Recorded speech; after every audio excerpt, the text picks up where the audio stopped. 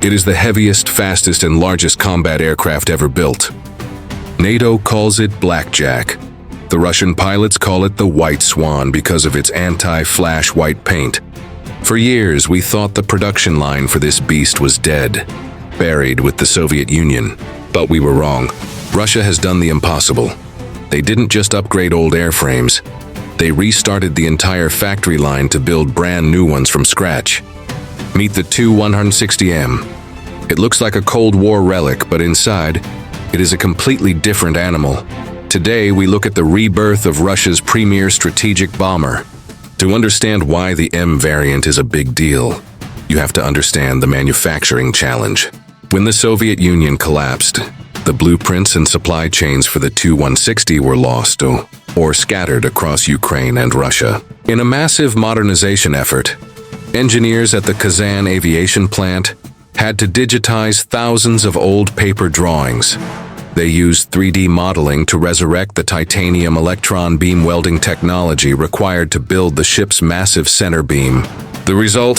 The new Tu-160M is a digital bomber. It features a full glass cockpit, replacing the old analog dials with digital screens. It has new navigation systems, new communications, and most importantly, new engines. Let's talk specs. The Tu-160M is often compared to the American B-1B Lancer. They look similar, but the Tu-160 is significantly larger and faster. Powered by 4 new NK3202 engines, the most powerful engines ever fitted to a combat aircraft.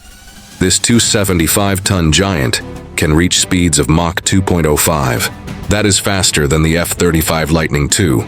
While modern U.S. bombers like the B-2 and upcoming B-21 rely on stealth to hide, the Tu-160M relies on raw speed and distance. It is designed to dash into position, launch its missiles, and escape before enemy interceptors can catch it. The White Swan is beautiful, but it carries a deadly payload.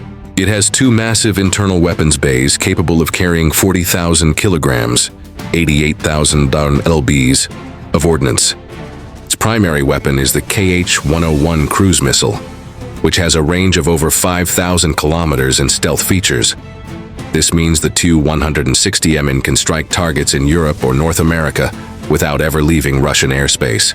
But the upgrade brings a new threat. The Tu-160M is reportedly being adapted to carry the KH-47M2 Kinjal, a hypersonic aeroballistic missile.